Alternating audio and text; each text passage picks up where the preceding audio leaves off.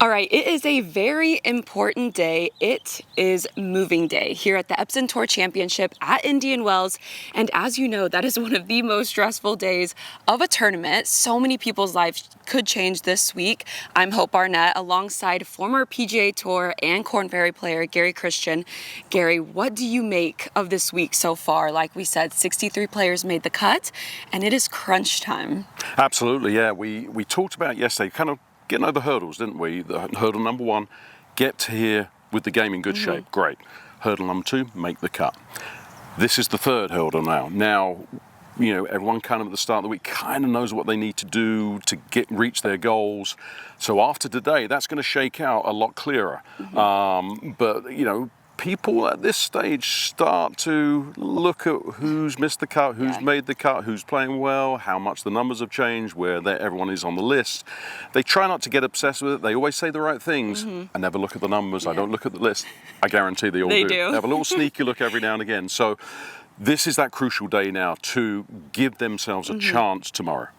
Yeah, absolutely. So there are 5 players already that have mathematically clinched their card. That was already confirmed going into this week. So there are still 10 up for grabs, but those are not the only numbers that matter. You got to think about those top 80. You got to think about the top 35. There's so many things that matter in this week, and the points just mean more. So I want to start by taking a look at who is at the top of the leaderboard. That is Heather Lynn. She is playing absolutely lights out. She has put herself in a really good position, but she has got to do everything right. She pretty much has to win to get her card. So what do you make of that? And what do you think is going through her head going into moving day? Do you think the nerves are starting to get to her a little bit? Yes, it's always going to be a nerve-wracking experience, but I think coming into the start of the week, she knew, I got to win. And so, okay, I'm putting myself in a position to win, so I've done half the job now. And it's almost a freeing experience. She started the week in a position that, she's fully exempt here next year, so she has that freedom. She's come out and played unbelievable golf through 2 rounds. And so now it's just a matter of, okay, well, I got nothing to lose. Yeah. I'll just keep pushing, keep pressing. There's going to be people behind me who are way more nervous than I am and have more to lose, maybe dropping outside the top 15 or maybe dropping outside the top 80 or the top 35. So, just keep it up. You just got to feed yourself with that confidence. I'm playing great. Why not? Yeah, the top 15 is looking pretty solidified, but it's not fully solidified. There are still multiple players that could move in, and one of those players is Haley Cooper.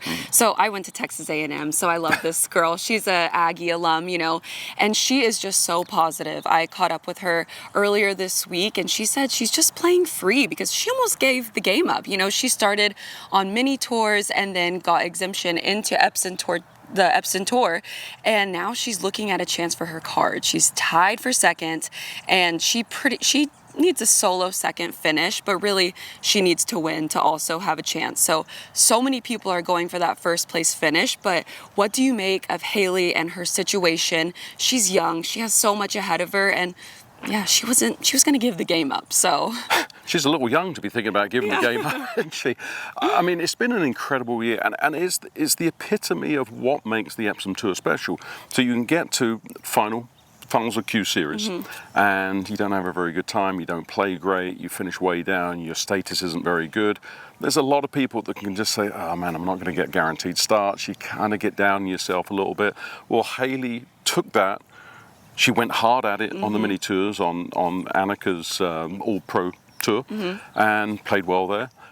And as I said, you just build momentum. And so winning or playing well at any level builds that momentum. So then she got in, she reshuffled. So that's the great ability through the reshuffle to play your way into, playing every week. Yeah. And she's made 9 of the last 10 cuts. Yeah. Runner-up last tournament, and so you build that, you ride that wave of momentum, and again, not really anything to lose. Just take it on, go for it, and see what happens. Yeah. Again, you come into the week with one goal in mind, and instead of those players that their goal, okay, if I could just make the cut, you aim wide. You don't have that really focused target. She has that focused target, and she's just playing phenomenal golf. So again, this is another stepping stone, a little bit more pressure, more than she's probably ever had before. But because of that last event out, man, I mean, there's some really good memories. Yeah. What about Saki Baba? I mean, she's 19 years old. I mean, really doesn't have anything to lose, but she could also get her card. And she was one that started outside of the top 15, but she's playing really well. She's currently in the top 5 on the leaderboard. I mean, you have to think that she feels pretty free. She can absolutely play epson-tour next year if she doesn't get in, and she's 19 years old, So what are her thoughts, you think, going into the weekend? Well, I mean, as you say, she is actually the only one who's moved from outside the top 15 into the top 15. So, job done to get in there, and now it's in your hands. You play great golf for the next 2 days. You have an LPGA Tour card at the end of it. As you say, at 19 years old, you don't have the scar tissue. You don't have the disappointments over your career.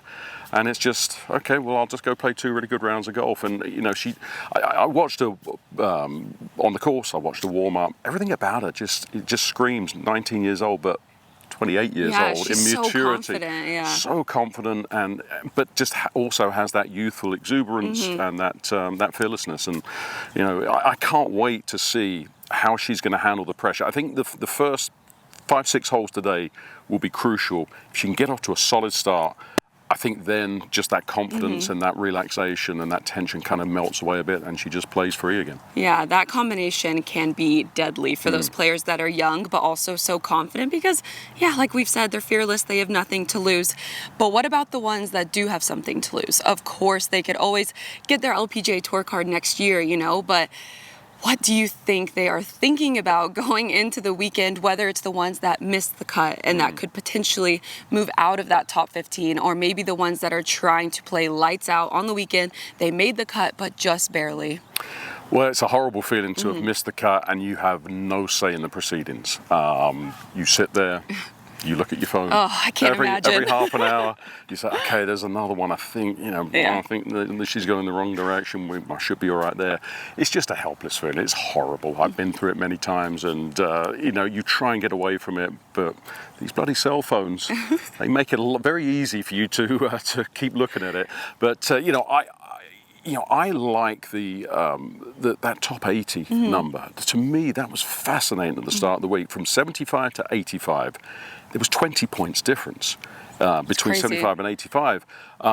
Just for perspective, 20 points this week is 40th position. Yeah. So that's how small those margins are. And of those 11 players from 75 to 85, 7 are not here this weekend. So, now all of a sudden there's a lot more spots kind of opened up and people can kind of sneak in from well outside. So that's going to be a really fascinating bubble. That's going to be the most fluid bubble. 15 is going to be less fluid. It's going to take spectacular play. But watch that 80 bubble because that all weekend, a bogey here is going to change a lot of things. A birdie here is going to change a lot of things. So I'm really looking forward to keeping an eye on that. Yeah, everyone kind of becomes mathematicians here too, right? They start crunching the numbers. They start seeing, okay, how do I need to play to make it into that top 80, to make it into the top 35? And just a reminder, so 11 to 35, they get straight entry into final qualifying. It's paid for.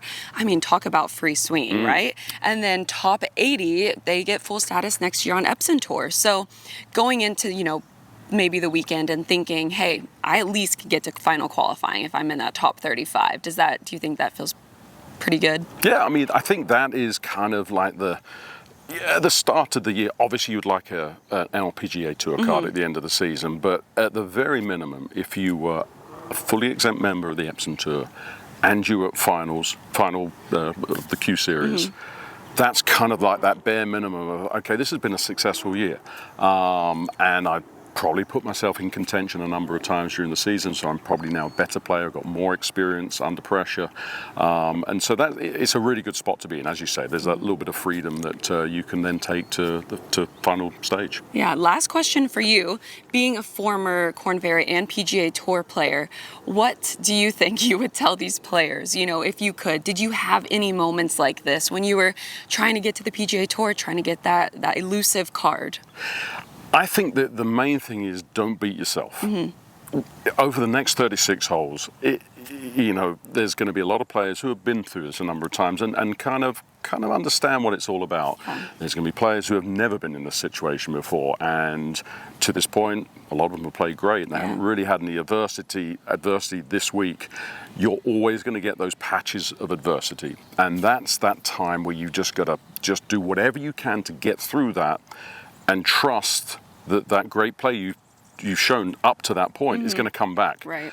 But if you let it get the better of you and you beat yourself and you turn a little stretch into 2-3 over par, boy, it's really hard to come back from that. The momentum is so hard to arrest. But if you can find a way to just save a shot or two and then give yourself a chance to just get things back on track. These are all unbelievable athletes. Absolutely. They can turn it around. I always tell my players, you're 45 minutes away from completely transforming around. But if you've let it get away from you before that point, that 45 minutes isn't gonna be too effective. So that's what I would say is just, you've got to stay 100% focused. You've had a long season. You've got 2 rounds left that you've got to have as much focus as you possibly can and just do everything you can to not beat yourself. Absolutely. Well, in just 2 days, 15 cards are going to be handed out. And so all we can really do now is sit and wait and watch some good golf. So thanks for doing this with me, and I guess we'll see how it all pans out.